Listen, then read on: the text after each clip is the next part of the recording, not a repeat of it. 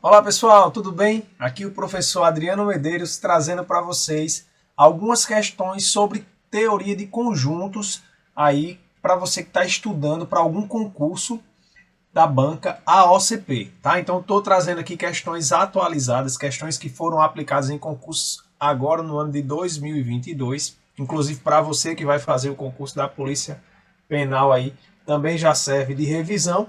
Estou fazendo dessa maneira separada por assuntos, porque para ficar melhor a organização no nosso site, né? Inclusive, se você ainda não conhece, né, te convido a visitar, é o www.mate.fpb.br/Adriano, tá? Lá você vai encontrar conteúdos para estudar para concursos públicos separados aí por bancas, tá bom?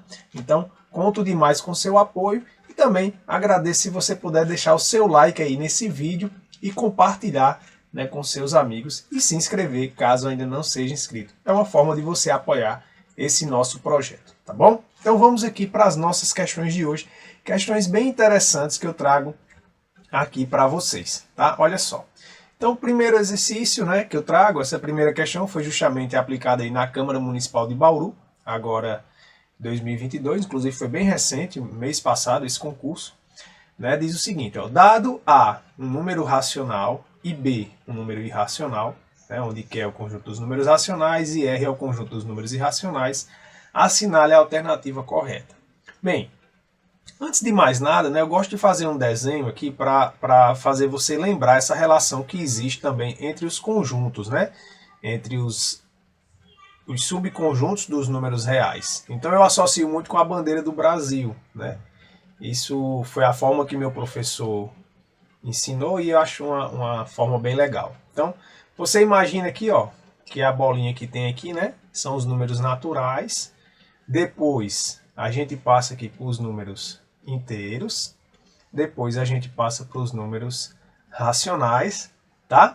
E aqui o mastro à parte, a gente tem justamente os irracionais, tá? Vou representar como ele está colocando aqui na questão. Está representando assim, IR, né? Bem, então, tudo isso aqui, a bandeira toda é o conjunto dos números reais. Os naturais estão contidos nos inteiros e os inteiros estão contidos nos racionais. E os irracionais, eles são um conjunto à parte, né, dos racionais. Inclusive, a gente tem que os reais é a união dos racionais com os irracionais, tá? Essa é outra representação para irracionais. Beleza, então feito isso, vamos aqui para o exercício. Então vamos fazer aqui, né, as análises dos itens para a gente saber aqui qual a alternativa correta. Lembrando sempre que o A é racional e o B é irracional. Então o que ele está dizendo é o seguinte, o produto de um racional por um irracional dá um irracional. Essa aqui está falsa. Por quê? Porque eu posso pegar A para ser o zero e o B qualquer número irracional, né? De modo que quando eu fizer 0 vezes qualquer número irracional, isso aqui dá 0, que é um número racional. Então essa primeira aqui ela está falsa. A soma de um número racional com um irracional é um racional. Não é verdade também, né? Por exemplo, como a gente está vendo aqui, ó, os racionais contêm os inteiros e os naturais. Então só para facilitar, por exemplo, 2 mais π. Π é um número irracional. Então, esse número aqui, 2 mais π, continua sendo um número irracional, porque 2 mais π continua dando uma dízima não periódica, né? Então, esse número aqui seria irracional. Então, pelo mesmo motivo, a gente também tem que A menos B também pode ser seria um número irracional, né? Então, por isso, essas duas alternativas aqui, elas também são falsas, tá?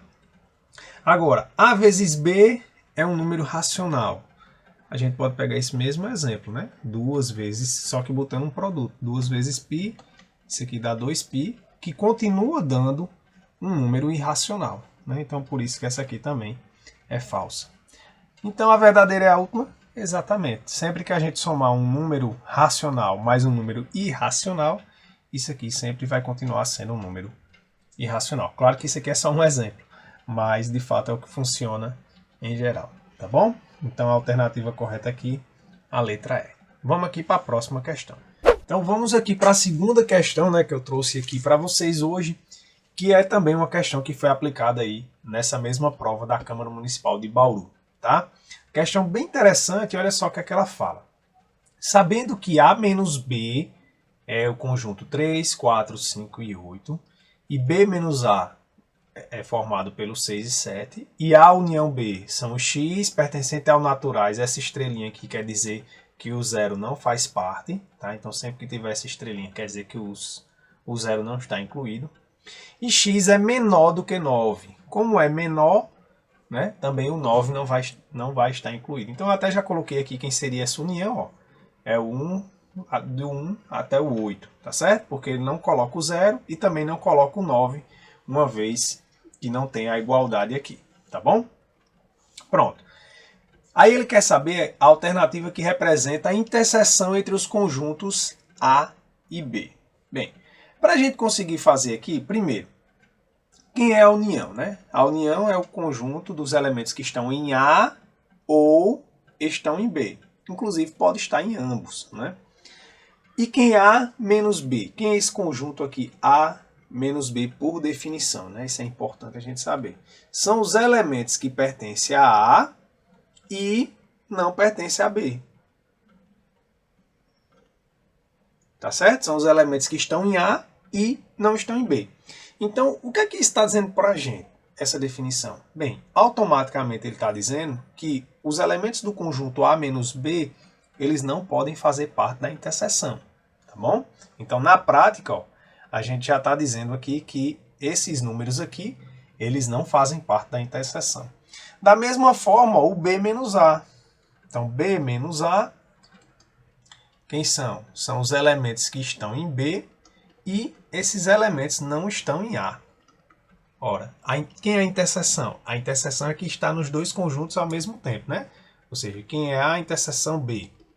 São os X, tá ok? X pertence a A e X pertence a B. Ou seja, estão em A e B ao mesmo tempo, tá bom? Então, isso também está dizendo para a gente que os elementos que estão em B menos A são justamente os elementos que também não estão na interseção.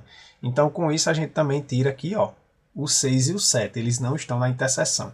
Então, já vamos cortar aqui da nossa união, né, que é os que estão em A ou B ao mesmo tempo, que não podem estar aí na nossa interseção. Então, não pode ser o 3, o 4 e o 5, né, ó, porque eles estão aqui, e nem pode ser o 8. E dessa outra informação, a gente tira que não pode ser nem o 6, nem o 7. Bem, então, quem é que falta? Quem é que sobrou aqui? Ou seja, quem é que vai estar na interseção é justamente o 1 e o 2, tá bom? Então a alternativa correta aqui, letra D de Deus, tá bom? Então fica atentinho para isso. Achei bem interessante esse tipo de questão, né? Porque quando ele fornece o conjunto A menos B e B menos A, ele está lidando justamente os elementos que não estão na interseção, né? Então, como ele também forneceu a união, então os que sobraram depois que a gente tirou esses, é os que vão estar na interseção. Beleza? Pronto, vamos aqui para a próxima questão. Bem, então, aqui a terceira questão que eu trago para vocês, né, uma questão aí que envolve conjunto, mas com porcentagem. E eu até diria que, né, também aqui de 2022, né, que foi da prova do IPE Prev, tá? Eu até diria para vocês que esse exercício aqui, ele traz uma pegadinha, justamente por uma dica, né, que a gente fornece para ajudar vocês a resolverem exercícios quando se trata de porcentagem e não é informado qual é o total, né? E aí a gente sempre diz assim, olha, quando for exercícios que não diz para você quem é o total e que está tratando de porcentagem, a gente consegue colocar lá que o total é 100, só para facilitar o nosso entendimento na hora dos cálculos. A gente vai usar isso aqui, mas aí você tem que ficar atento justamente para esse detalhe aqui, que a alternativa trouxe, que era justamente uma casquinha de banana, para quem não tivesse atento a isso. Então, importante que você olhe, né, com bastante atenção esse exercício, para que você não, né, caia nesse erro. Olha só. Para conhecer a opinião em relação à possível aplicação de dois fundos de previdência em um plano aberto de previdência, identificados por A e B, uma instituição financeira aplicou um questionário entre seus conveniados e verificou que 48% dos conveniados gostariam que o fundo de previdência A fosse aplicado no seu plano. 35% de seus conveniados gostaria que o fundo de previdência B fosse aplicado em seus planos. E 12% de seus conveniados gostariam que o fundo de previdência A e o fundo de previdência B fossem aplicados em seu plano. Então, dessa forma, é correto afirmar que. Então, observe que aqui, né, o exercício ele forneceu informações sobre porcentagens, mas não disse para a gente quanto era o todo. Então, para facilitar nosso cálculo, a gente pode imaginar que o todo é 100 pessoas. Tá? Então, digamos que foram entrevistados 100 pessoas. Por que isso, professor Adriano? Porque aí, ó, quando eu for colocar aqui, formar o meu diagrama de Venn para facilitar nosso cálculo, olha só, eu vou colocar aqui o A e aqui o plano B. Então, como é 48% de 100, né? E aí por isso que facilita, acaba que seriam 48 pessoas, tá certo? Então, essa é a facilidade de a gente trabalhar com o número 100, uma vez que a porcentagem, 48% de 100 dá justamente 48 indivíduos, tá? Mas como ele falou a interseção, né, ó, 12% é a interseção. Então a gente começa preenchendo aqui, ó, pela interseção, 12. E aí, se a gente quer saber os que tiveram só o plano A, a gente vai pegar, né, ó, os que tiveram o plano A, que foi 48, e vai subtrair da interseção. Então 48 menos 12 vai dar pra gente 36 pessoas, né? Da mesma forma, eu quero saber os que são só B, só quiseram o plano B. Aí eu pego 35 menos 12, porque já tem 12 aqui na interseção, né? Então isso aqui vai dar pra gente 23 indivíduos, né? Então, por exemplo, a gente consegue agora saber quantas pessoas não quiseram nenhum dos planos, nenhuma das opções, tá? O que é que a gente precisa fazer? Basta somar todo mundo e o total é 100. Então a gente subtrai, né? Então, por exemplo, eu vou fazer aqui, vai ficar 36 mais 12 mais 23, né? Então aqui vai dar 8, com 3 dá 11, coloca 1, vai 1, 3 e 3, 6 e 1, 7. Então 71 é o que somando o que quiseram A ou B, né? Ou seja, é a união. Então, para eu saber os que não quiseram, né, nem A ou B, que é fechando o quadradinho, são os que ficam aqui fora, eu pego 100 menos 71, que vai dar 29. Então, 29 pessoas não quiseram. Aí o detalhe é o seguinte, em termos de porcentagem, né, em termos de porcentagem, isso aqui equivale a 29%, né, ó, também. Por isso que eu já estou alertando aqui para a gente tomar cuidado quando for ler as alternativas. Então, 29% das pessoas não quiseram nenhum dos planos, tá bom? Agora vamos ler as alternativas para você ver o que eu estou falando aqui desde o início do exercício. Ó, mais de 30% dos conveniados não responderam ao questionário ou não manifestaram interesse em qualquer um dos dois planos, um dos dois fundos de previdência. Falso, né? Porque a gente encontrou aqui 29, tá? Então essa primeira aqui, ela tá falsa. O percentual de conveniados que gostariam que somente o fundo de previdência A fosse aplicado em seus planos foi de 23. Quando ele fala somente, né, é justamente esse valor que está aqui, ó, que é quando a gente tira, né, 48, aqui também está os que queriam o B, né? Então quando ele fala somente, é o que fica nesse espaçozinho aqui, que a gente tirou a interseção, que seria 36%, né? Então também a alternativa está errada. Aí agora esse aqui é a pegadinha, olha só. 71 conveniados gostariam que pelo menos um dos dois fundos de previdência forem aplicados em seu plano. Aí você, tá certo, professor, aqui ó, a gente encontrou 71. Só que lembra, esse número do total aqui, né, total que a gente colocou aqui, só para auxiliar o nosso cálculo, ele não quer dizer que só tinha 100 pessoas, não. Isso aqui foi só para ajudar a gente a fazer o cálculo, tá bom? Mas o exercício, ele, em nenhum momento ele falou o número total de pessoas. Então, como é que a gente vai falar que 71 conveniados? Podia ter 50 conveniados. Podia ter 50 pessoas no total, entendeu? A gente só fez colocar esse 100 aqui para ajudar a gente a fazer os cálculos de porcentagem sem usar a porcentagem. Esse é o artifício, né? Aí, pronto, terminamos de fazer isso, aí por isso que eu digo, a gente volta aqui, ó, e a gente lê isso aqui contendo porcentagem, uma vez que o total é 100, tá bom?